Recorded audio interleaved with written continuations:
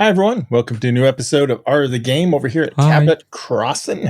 It's us three game masters. We got experience in lots of different games. And we're going to talk and I got debate. milestones. Yeah, and I can do it with both hands. So, we're going to share some tips and tricks and do a little debating. And Yes. Originally, the series was the idea of Woody. So, Woody, why don't you tell us what we're talking about today? Okay, well, as threatened, we're going to do part 2 of our ongoing series about how to use combat to move the story forward. And so what we're going to discuss today is how to handle combat encounters without challenge ratings. Just to reiterate, and then, of course, I'm sure the opinions stated by Woody do not represent the opinions of Cabbit Crossing or its affiliates. But the challenge rating system is inherently flawed. It will always be flawed. It will never work.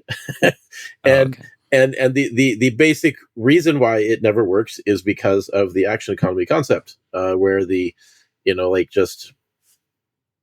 player characters always have more actions. They get 20 actions tier 1. Exactly. But even without that, as I've said many times, is that a well-drilled party that knows their characters, that works as a team, will always hit above their weight class, regardless of action economy. Especially in prep time. Holy crap. Yeah, exactly. And they're always like prepping for the big fight, right? So it's like, but the thing about also why kind of like challenge ratings are weird for me is that we didn't used to have them. Like you go, okay, Greg, hold on, let's get your drinking game back. You ready? I'm going to show the Rifts RPG. Okay, go ahead.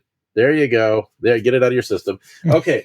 So anyways, but like in pretty much any role-playing game from back in the day, whether it's Rifts or D&D or, Torg, whatever it was, we didn't have challenge ratings. And being able to craft a combat encounter around that was a skill, right? And it was a skill every GM had to have. And I think it's a lost thing now because we're thinking like it's being handed to us on a silver platter. But I don't even think it's that hard. Like no, people think it sounds hard, but it's not at all. No, it's not hard at all. But like you look at the way the challenge ratings are set up, and you basically have two things. You basically have a NPC grinder while the players are just getting a lot of easy encounters while they level up until they get to the boss fight where it actually is a challenge. And that's not really that's not how it should be. So, gentlemen, take it away. For me, the big thing is that you should pick monsters based on your story and gravitas of the story at the given moment. For instance, there's nothing that says you have to wait till you have a whole bunch of, level 15 characters before you throw a Baylor at them, right? Yeah. Like, if you want a Baylor to be at them because they've gotten to the pinnacle of their story and maybe it makes sense at the time and they're only level 7, you can do it easily. I mean, modifying characters, especially in 5e, modifying their stat blocks on the fly is extremely easy. Especially when most times status effects are the same when they're high level or low level. Things that monsters can do are same high level or low level. All you have to do is just modify their hit bonus and their hit points for the most part. And it's just like, and you can even wait to do that after the battle starts. After the first round, you're like, oh, wow, that's how this is going. Okay. Well, we actually had that discussed in our last episode. Yeah. But it's also not just monsters. Like it also could be NPC threats too. Like, I actually find those more tedious just because creating NPCs takes a bit more thought and work because it's almost like making a player that they're going to fight in a way. You know? But whereas monsters just have stat blocks, it makes it easier. But either way, it's the same idea where it's just most things that monsters do work on high level or low level. You're just changing their bonuses here and there. Yeah, changing the value and the scale of it. Mm-hmm. Yeah. To me, I just look at whatever the counter is. I look at AC, their hit point total, how many attacks per round can they get compared to how many players there are, and max attack, and then if they got some weird spell or something, and just think about how the players are going to react to that and if they can handle it or not. And luckily, so far, like in Curse of Strahd, which is dangerous because it's a sandbox, you can run into stuff. The only thing I've had to alter because I knew they would die is they got ambushed by these vampire spawn, and it was written to be like I think 6 or 7, and I toned it down, and I just had a couple come out at first to see how that was going to go, and then I just stopped at 4 because it was like they're all going to die.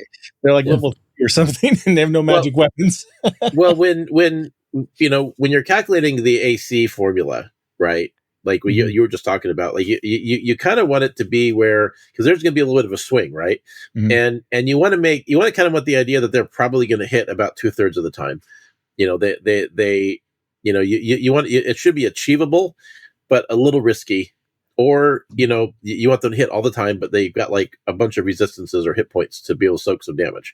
Yeah, and players do enjoy doing lots of damage to their enemies. Yeah, Professor Dungeon Craft kind of satisfying. Did a video on this. What's this? Dungeon Craft. Yeah, he did a video on this recently where he talked about how in the very design of 5e, they basically made a rule towards like, if you're proficient at hitting things, they expect you to kind of hit always on an 8. And if you aren't proficient, you kind of hit on a 15 or something like that, right? Yeah. And it's just kind of built that way internal to be like that no matter what level you are. I don't know what I think about that, but it's I mean the math he talks about bears out, but like for me, I didn't necessarily build it around that way when I like creating stat blocks for monsters. So I wasn't really thinking in those terms, and I'm glad I wasn't. Either. Yeah, well, glad I wasn't, because like I was having a conversation with a guy over the weekend about this kind of a point like this, and I was basically describing the concept of like asymmetrical encounters, where like the enemies you don't beat them necessarily by just beating them into submission. It's like there needs to be something more interesting there, like interesting resistances or special abilities or something that creates a little bit more of a challenge. But that's kind of off topic. So if you're dealing with a campaign at level 1, and I think I mentioned this before, like the first episode or adventure, right, should be how you kind of like feel out the party. You're not necessarily there to kill them. You're there to like give them a chance to get used to their characters, figure out what they can do, because everybody's a rookie at level 1, right? But they're learning their character. And then you're going to throw like just a simple encounter, level 1 monsters or enemies at these level 1 characters with the intent that they're going to destroy the enemy, but you're trying to feel out what you got, right?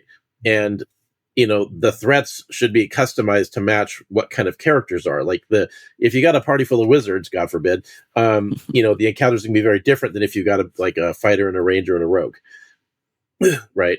And then the way you get around the challenge rating problems, you just kind of like slowly ramp it up, and as the characters level up, you just ramp up the monsters a bit more and more and more until you kind of like hit that point where you start to see what to expect, because players tend to react to things a certain way. They're kind of predictable, and once you can start reading the room, it's actually quite easy, and sometimes you'll mess it up. Sometimes they'll beat an encounter quite easily, and other times it'll be very challenging. But once you kind of see the pacing of the group, it's not hard to start ramping up the threats to match them as they're leveling up. It sounded like you were saying you do use challenge rating in that case. Well, I don't, but I do it by the seat of my pants, right? And because like you're basically, you're not necessarily going off of a formula. You're just going in and you're kind of like observing how they react to things as you go, and what threats are easy and which ones they tend to be more stymied by.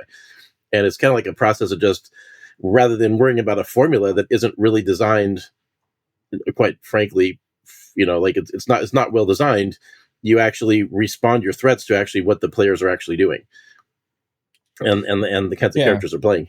And you can always, once you play 5e, at least if we're talking about 5e, you got a kind of a vibe of how hard certain threats are, and you can always do like what Greg said. You can always tweak it a little bit if you realize, I miscalculated here. I have done that plenty. I feel like I don't even do that much. Like, to me, I basically, when there's a battle and it's like, let's say they come across a bunch of thugs, right? Even thugs have like a special thing on them that allow them to do maybe pack tactics or something. I forget what it is, but they have something special, right? Something that makes them stand out. And if they're like level 3, they're gonna womp through thugs. But I see it, I style it, I use the thug stat block, I enhance some of their bonuses, maybe give them a few more hit points. I style it like they're more tougher thugs or something like that. And this is where VTTs can get in the way, because they'll see like, oh, it's a thug, I know a thug, right? But if you don't use the word, you can style it and modify it on the fly. And it's more of like, almost use the monster manual as like a guide to get a style of a of a monster or whatever it is, and then I just modify it to be whatever level I want. Like I could literally pull in like a giant Tarrasque, even though it would make no sense, and scale it down to a level for level 5 characters within seconds, right? It's freshly hatched. It's freshly hatched, yeah. I mean, it would make no sense, but my point is I look for what makes sense in the setting. Sometimes I even just do a search, like literally search for what I want, the word I want. If I find it, I just change it to be, good enough for the group and then move forward. Yeah, I mean, they're not made out of factories. They should be a little different. Some are I don't even look at the challenge rating at all. The only time I look at challenge rating is for like wild shape or something. Well, and it's useful. Like I mean, like when you're doing like the conjure animal spell, they base it around challenge rating.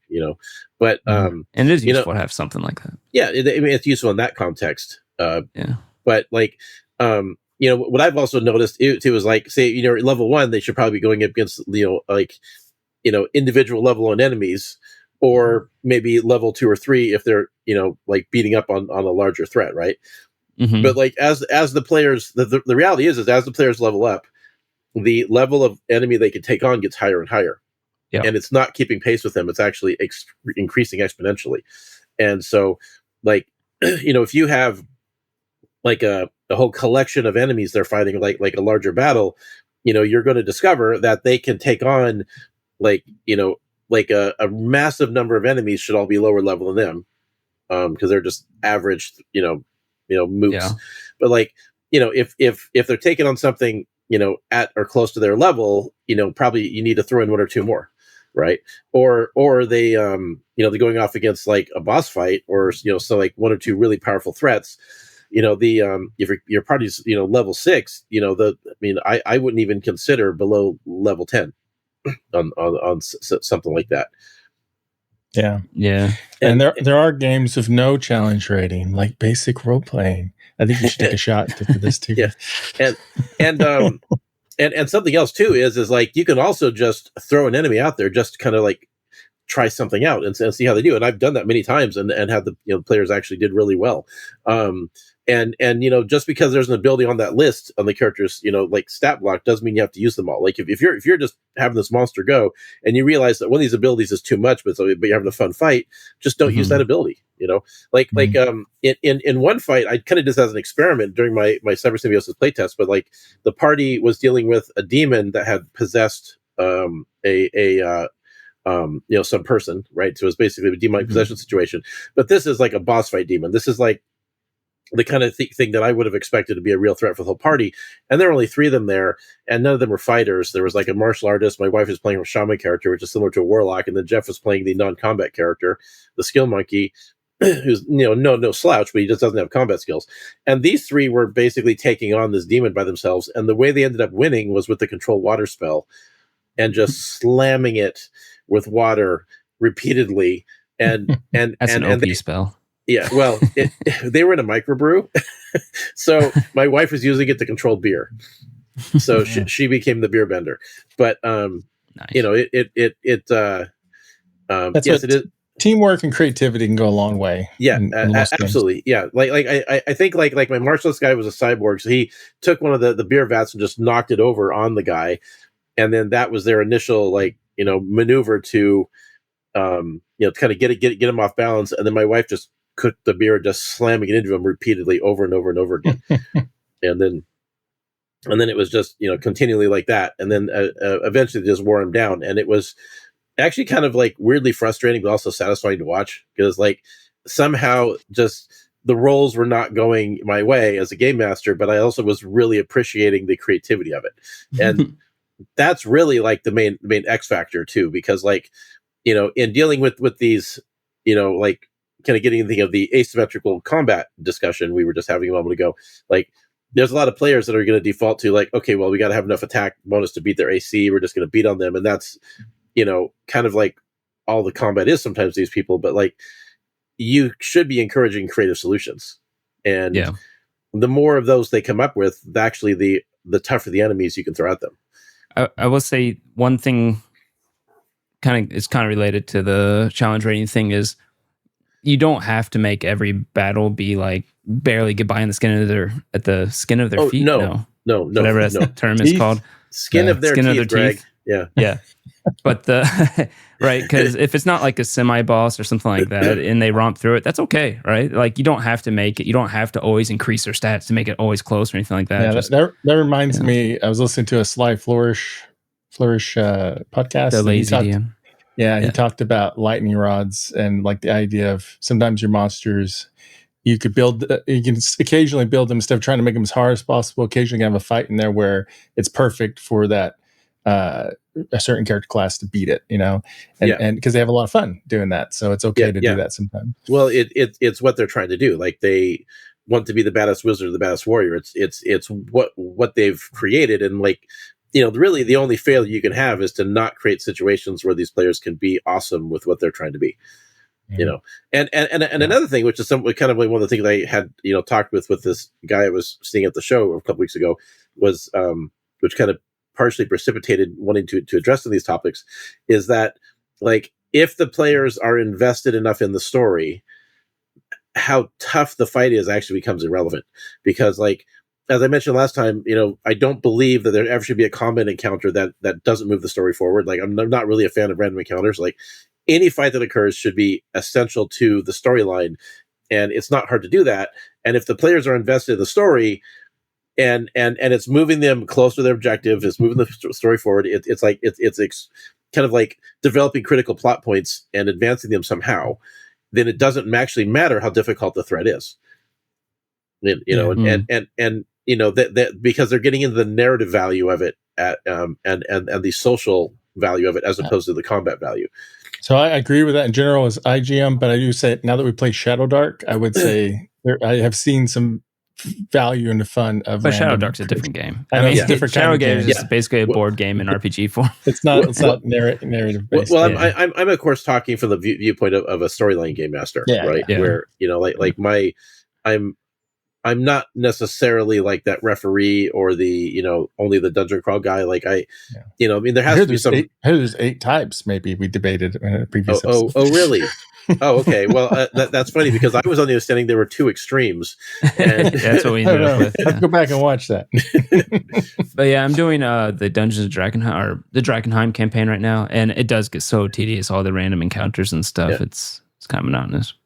Yeah, and still fun overall, but not my favorite part of it. Well, like one of the flaws of the random encounter, if we're gonna like discuss that too, is like every combat situation has the possibility that somebody's gonna bite it, right? And so if somebody is defeated and killed in a random encounter, which is a very real possibility, you basically just some thug with a gun just took you down in an alley and it was nothing. You basically stepped on the rake and the Tasha Yar moment. No, not the Tasha Yar, Bruce Wayne's parents, right? Oh, Well, Tasha Yar too. Yeah, you're getting written out. Well, that happens all the time actually, because like, well, I just want to get rid of my character. I don't care. So if there is a possibility the character could die, which should be possible in every combat in theory, then it should matter. Right. And if it's just like, just a couple, random thugs they ran into an alley or like a displacer beast or something, it's like, it's kind of dumb, so it's like, yeah, I agree with that. Yeah. The thing I'll add to Shadow Dark. Let's the Shadow Dark. Yeah. The thing I'll add to something we said earlier, where it's easy to scale monsters, I would say one thing to keep in mind is when you scale monsters up, you really want to up their damage, because the people, higher level characters, will get through your hit points really fast. Especially, and that's where you have to get to know your place. Sometimes they don't, but most groups you'll have like a barbarian that ends up doing like 1,000 damage with his pinky, right? And so one thing that's important to me when you're scaling monsters up and down is to radically change their damage, because it feels much better. And again, this is assuming you're trying to make a fight that's challenging. If you're just trying to do some thugs, just use thugs. Who cares? Yeah. But if you try to make a fight challenge, you want them to get that feeling that, oh, this guy hit and it took half my hit points. I can't do that again, right? Like you want that kind of feeling, because guess what? They're probably going to get through your hit points in like 3 rounds.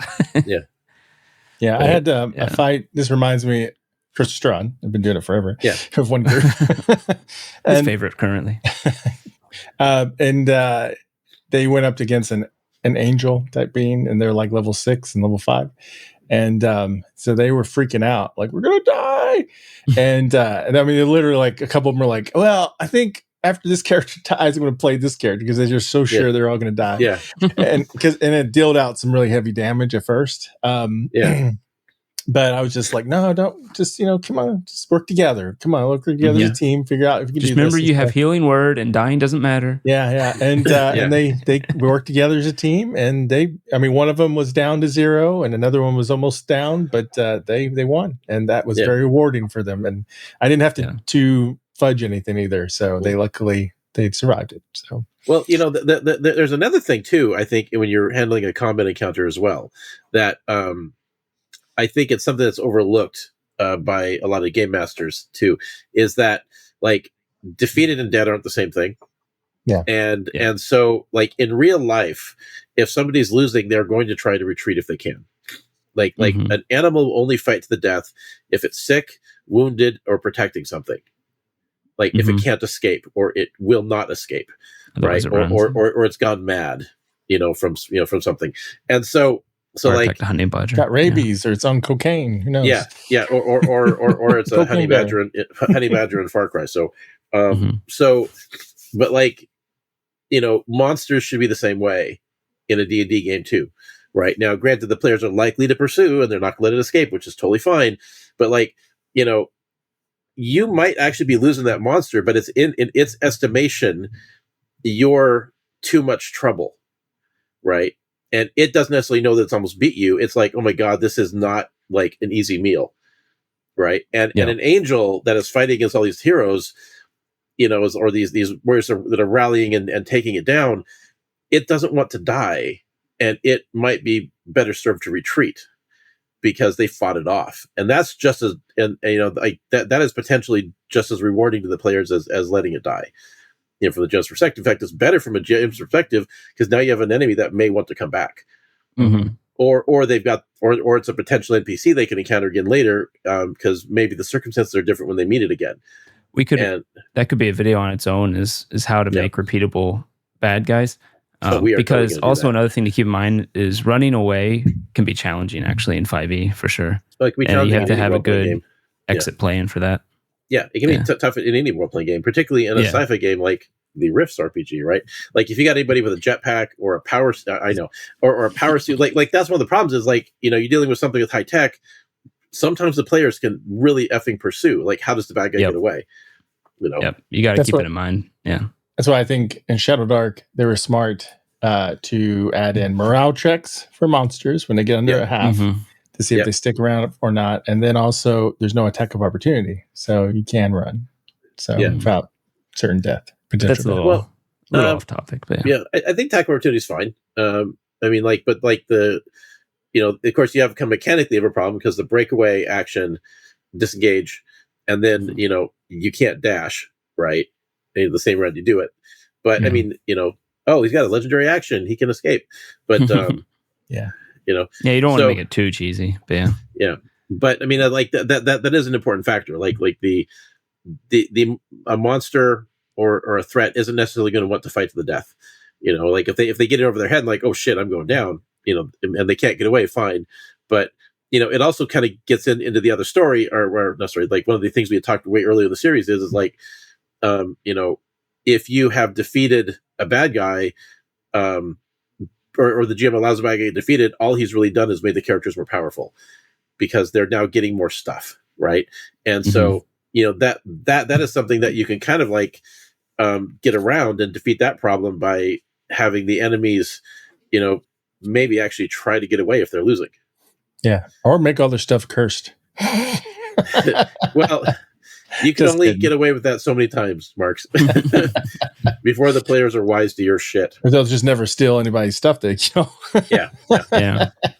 No, but there's been many of a dimension door used, probably. Yeah, I mean, they don't have a mechanic for it in D&D 5e necessarily, but with that idea of a villain being able to escape, if you need to force it, like in Fate, they award you a fate point if they do something like that. And I think Pulp Cthulhu even has something like that too, to help you out. I think they have a thing where a minion. Basically, the GM did some GM nasty stuff here. Here's a fate point, like a luck point for you. Yeah. I feel like, don't kill the main bad guy yet.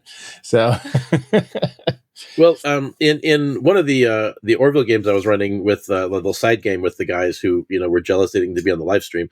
I had a thing where they were fighting a dragon, and it was basically like some sort of like a drake kind of creature out in the forest on some planet they were visiting, and it was more powerful than they were, and it was a tough fight. But I mean, I was playing it like an actual animal, where they were wounding it, and they were wounding it enough that it ended up fleeing away. Like it's like it was too much trouble. Like they probably could not have beat it in a stand-up fight, but that wasn't really what was important. Yeah. It was the fact that they were fighting it off, because it's got an injury. It doesn't, like every time they hurt the thing, it makes it more vulnerable to the predators it's worried about. Yeah. I mean, in the wild, you get an injury, you might just die from that too. Yeah. So. And the wild Yeah, predators exactly. don't only try so hard. You get bit, they decide not worth it. And that's pretty much what happened. And the real threat of that encounter, by the way, was not that they suffered any injuries themselves, was because they lost their riding animals, because it basically went for the horses, or the raptors in this case, but it essentially went for the riding animals because that was an easier target, and they couldn't save it. And suddenly, like, oh, we cannot get out of here now. Like we're on foot, and that becomes a huge problem. And now you've created like a significant challenge to the encounter that's way more significant than whether or not they fought some tough monster in the forest. Yeah, and I'm jealous because when I played Orville, I didn't get to ride a raptor or fight a dragon. No, well, you were on a different planet. you weren't playing Kung Fury. Yeah, you got to fight on a train against a spaceship. That was a cool encounter. That's true, yeah. That was pretty much the same thing. Fine. So, yeah, fine. Mine was. Can we just fine. Can we say the ship was called Dragon? Well, from the perspective of the people on the planet, it might as well have been. So yeah. Hey, I think we got an episode here. I think we have some really good advice. I wrote notes, but they weren't very Okay. good, so I didn't share them. Okay, I was wondering.